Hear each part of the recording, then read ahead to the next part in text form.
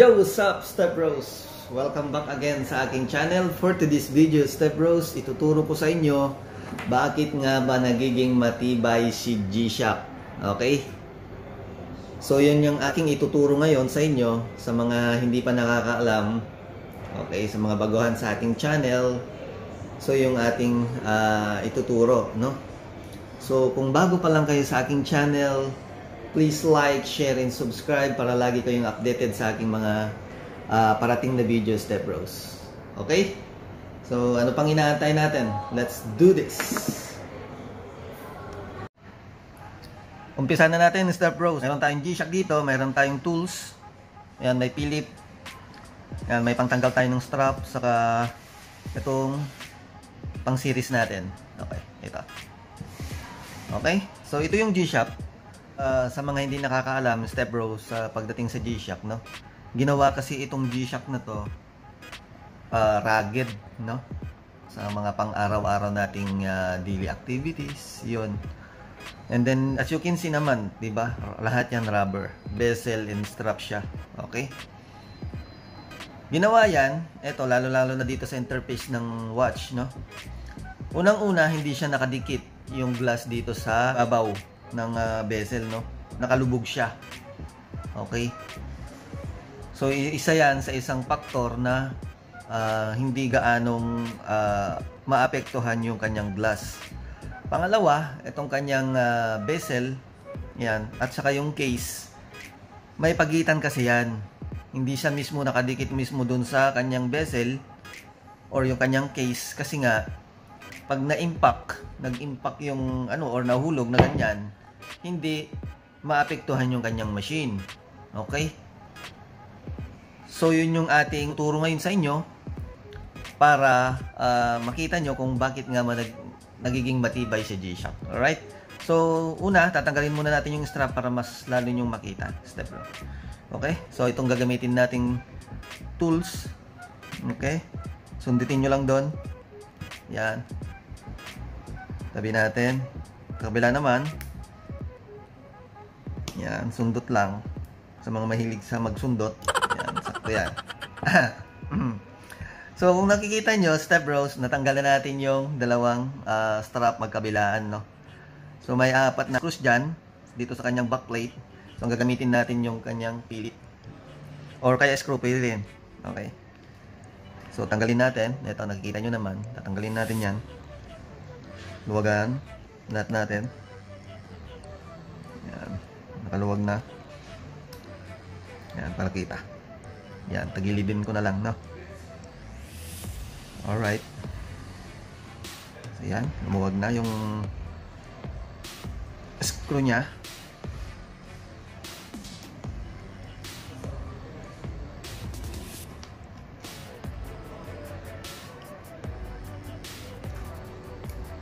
Okay.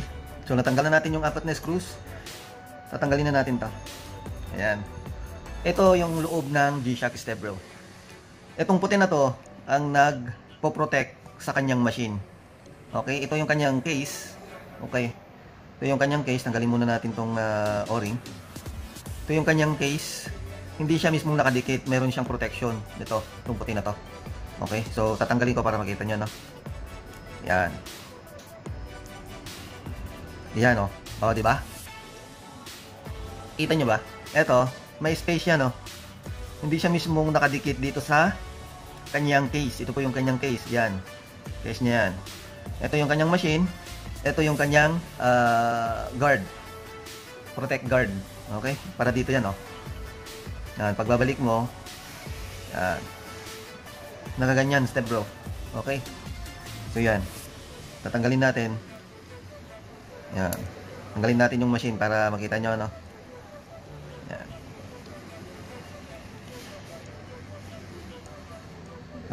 Ako mo dyan. Para matanggal natin.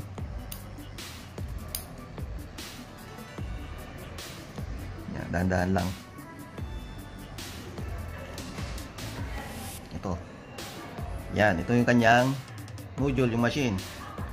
Yan, o. Kahit dito sa loob, Step Bro. Yan, o.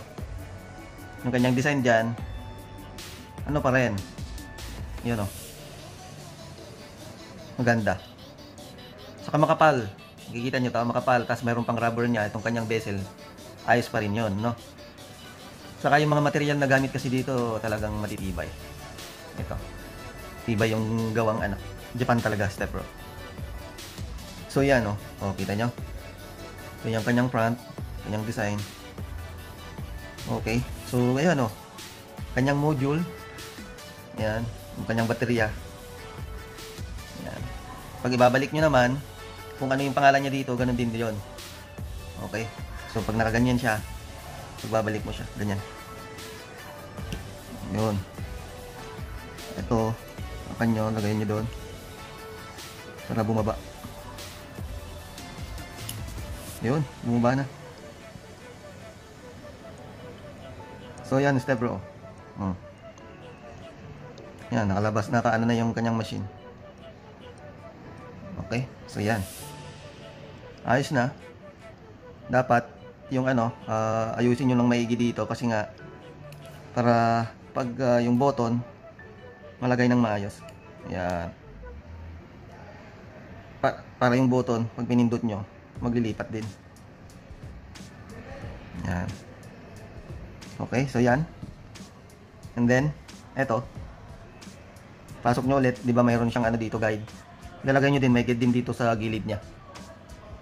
Okay, pasok nyo lang. Yun, oh. Okay. Then, lagay mo sa ibabaw yan. So, yun. Diba? So, yan. Ito yung nagbibigay tibay sa isang relo din. Yan, hindi na maalog. Kasi nga, naipit na siya rito. Okay. So, ganyan. Oh, gumagana. Yan, oh. Ngayon, lagay mo yung o-ring na ganyan, ayusin yung pagkalagay kasi minsan pag nilagay natin itong takip, ayan, itong kanyang backplate, so dapat maayos yung pagkalagay and then takpan nyo lang. Yan, yan, alugin mo ng konti para pumasok. Ginagawa mo ganyan, oh. Okay, then lagay mo na yung screw, basic na basic. Okay, yan, oh. Okay, pag nilagay mo dyan, sa kabila naman, magkabilaan.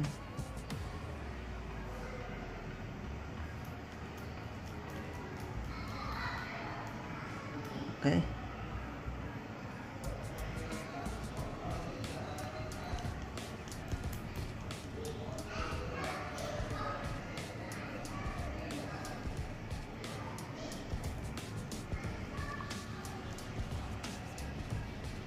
Yan, tamang higpit lang. Huwag yung masyadong higpitan. So, yung sakto lang. Kasi nga, pag sobrang higpit yan, mahirapan kayong tanggalin. Minsan, nalulustrid na yung screw nyan. Or yung plastic na kinabitan nyan. Okay? So, yan. Tapos, step bro. Alright? So, yan. Lalagay naman natin. So, ang paglalagay din ng strap, minsan kasi, nababaliktad. Dito yan. Nalalagay ito. So, kailangan kung ano yung pangalan, nakalagay dyan, pangalan ng G-Shock, dapat dito rin sa taas niya, no? Yan. Maganon yan din. So, pasok yung pin muna. Pasok mo dun sa butas. Okay? Sa mga mahilig magpasok sa butas, step bro. Yan. Tulok nyo lang. Tulak-tulak nyo. Tapos pasok nyo ulit dun. Para pumasok. Mahirapan matanggal. You know? Ano ba yan? So, yun. Pasok mo ulit. Yan. Pasok. Pasok mo dun sa kabila. Ganyan. Nakapasok. And then, tulak mo pat paloob. And then, lock mo siya. Alright. So, yan. Oh. Alright. Oh. So, lagay natin. Aywa. Basic na basic, guys. Yan, oh. Dito na nagtatapos ang simpleng video natin ngayong araw, Step Bros. Kung nagustuhan mo ang ating video, please like, share, and subscribe para lagi kayong updated pag may bagong video. So, hanggang sa muli, Step Bros. Kita-kita tayo sa aking next upload. Paalam po muna. Bye-bye.